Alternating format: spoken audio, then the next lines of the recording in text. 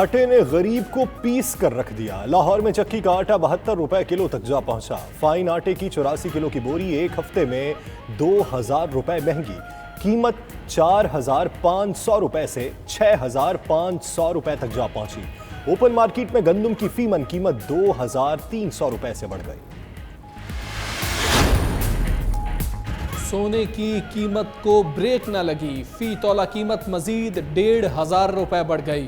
ملک میں فی تولہ سونا 1,15,000 روپے کی نئی بلند ترین سطح پر پہنچ گیا۔ 10 گرام سونا 1286 روپے اضافے سے 98,594 روپے ہو گیا۔ عالمی مارکیٹ میں سونا $31 اضافے سے $1,856 ہو گیا۔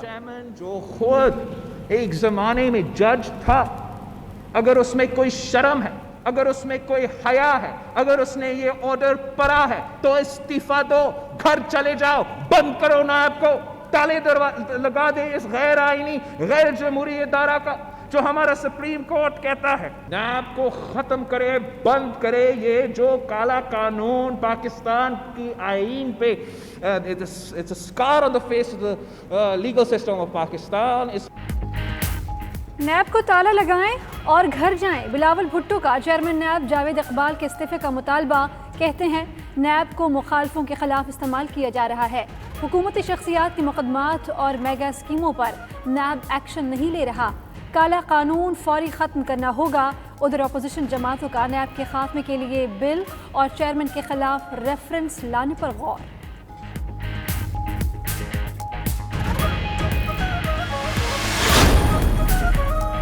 بلاول کی نیب بند کرو کی پکار کا مطلب ہے وزیر اطلاعات شبلی فراز کا رد عمل۔ مراد سعید نے کہا چوروں سے نجات قوم کا مقدر ہے۔ فیاض الحسن چوہان نے کہا بلاول والد اور خود کو بچانے کے لیے مدد لینے آئے۔ شہباز شریف نے ٹرخا دیا۔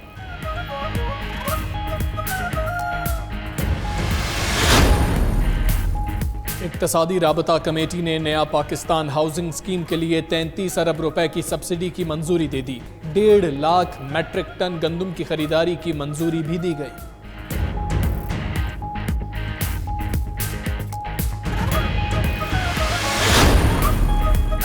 وفاقی حکومت نے مشیر خزانہ حفیظ شیخ کو قومی مالیاتی کمیشن سے نکال دیا۔ نیا نوٹیفیکیشن اسلام آباد ہائی کورٹ میں پیش۔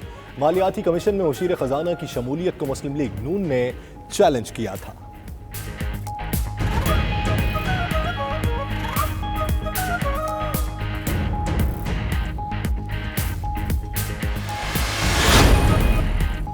نیپرا کا شوکوز نوٹس بھی کام نہ آیا۔ طویل لوڈ شیڈنگ نے کراچی والوں کو آج بھی ستایا۔ شہر کے مختلف علاقوں میں بجلی بندش کا دورانیہ 6 سے 8 گھنٹے تک جا پہنچا۔ شہری کہتے ہیں کہ الیکٹرک کے مظالم سے تنگ آ چکے، حکومت ادارے کو سرکاری تحویل میں لے۔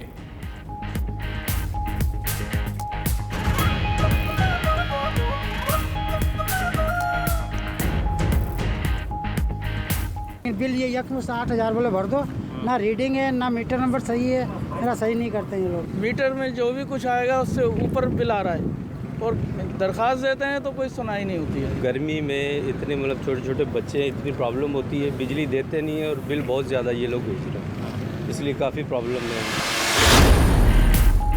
یوٹیوب پر کوئی چاچا تو کوئی ماما بن کر بیٹھ جاتا ہے۔ سپریم کورٹ نے یوٹیوب پر قابل اعتراض مواد کا نوٹس لے لیا۔ جسٹس قاضی امین نے ریمارکس دیے کہ تحمل کا مظاہرہ کر رہے ہیں، آخر اس کا اختتام تو ہونا ہے۔ ایف آئی اے اور پی ٹی اے نے دیکھا ہے یوٹیوب پر کیا ہو رہا ہے۔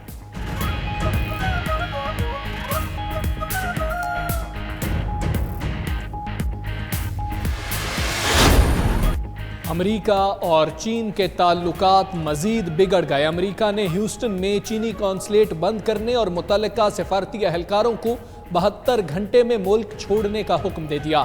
چینی وزارت خارجہ نے قونصلیٹ بند کرنے کے اچانک مطالبے کو جارحانہ اقدامات میں غیر معمولی اضافہ اور بین الاقوامی قوانین کی سنگین خلاف ورزی قرار دیا۔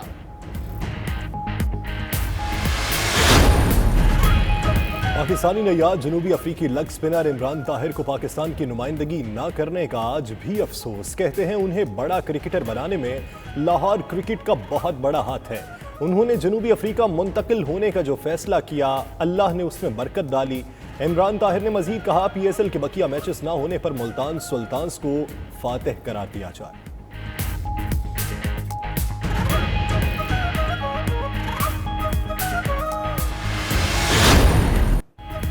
और अमरीकी पॉप स्टार सेलेना गोमेज आज 28वीं सालगिरह मना रही हैं। टेक्सास में पैदा होने वाली खूबरू अदाकारा और गुलकारा ने करियर का आगाज़ 2002 में बच्चों की टीवी सीरीज से किया। सेलेना गोमेज की फिल्मों में भी आवाज़ का जादू जगा चुकी हैं।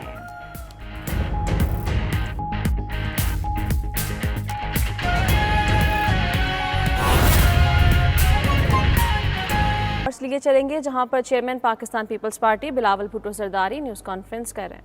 एजेंडा अपनाया जा रहा है जो पाकिस्तान के लिए, पाकिस्तान के अवाम के मफाद के लिए, पाकिस्तान की मईशत के लिए, पाकिस्तान की जमहूरियत के लिए इस वक्त ज़रूरी है।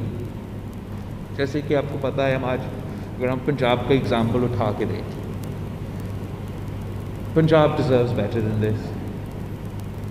जो भी है, जैसे भी है, पाकिस्तान का सबसे बड़ा सूबा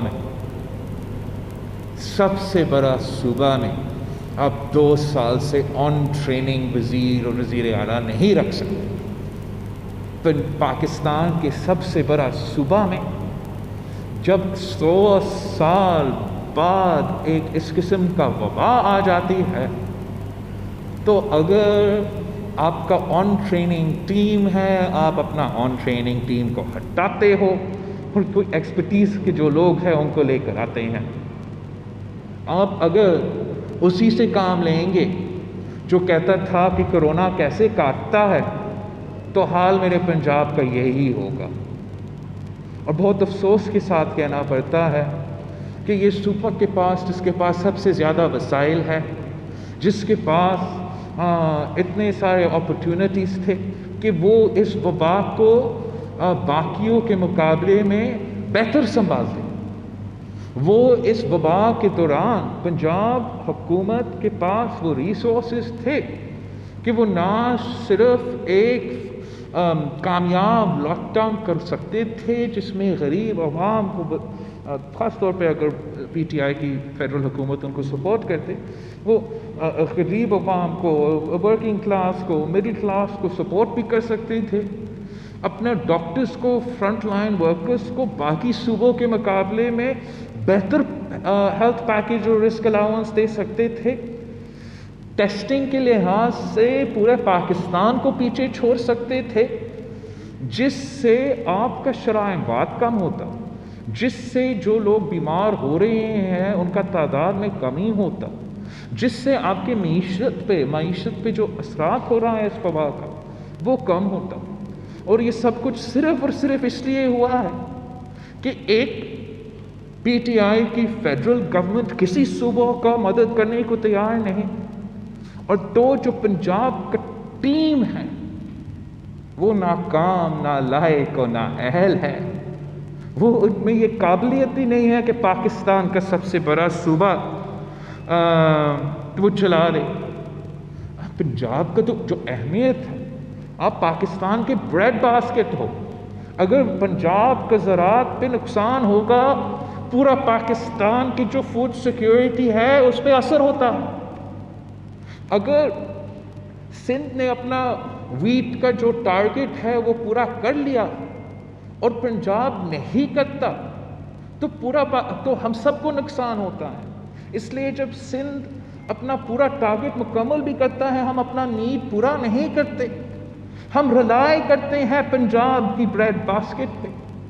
और जिस तरीके से इस हुकूमत ने पंजाब की ज़राअत को तबाह कर दी है, जिस तरीके से जो कह रहे थे कि हम एग्रीकल्चर इमरजेंसी डिक्लेयर करेंगे, कोई इकोनॉमिक एग्रीकल्चर इमरजेंसी पे तो हमें नज़र नहीं आते, लेकिन हमारा किसान तो इमरजेंसी में है। और वो आज से नहीं, कोविड से नहीं, अरसे से इस इमरजेंसी गुजर रहे हैं। पाकिस्तान पीपल्स पार्टी की जब वफाकी हुकूमत थी, हमने तो एग्रीकल्चर बूम लेकर आए थे, और हमारे सामने हमारे किसान का मुआशी सूरत हाल आहिस्ता आहिस्ता ख़राब होते जा रहे हैं। और जिस पॉइंट पे अब पहुंच चुका है, हमारा पूरा पाकिस्तान का ज़राअत पे और फूड सिक्योरिटी पे असर हो सकता है। हम मुतालबा करते हैं कि जो सिंध हुकूमत ने اپنا فرنٹ لائن ورکرز کے لیے، نہ صرف فرنٹ لائن ورکرز لیکن سارے جو ہمارے میڈیکل ہیلتھ کے تعلق رکھنے والے لوگ ہیں، ان سب کو نہ صرف ان کا تنخواہ مگر ان کو رسک الاؤنس دیا ہے۔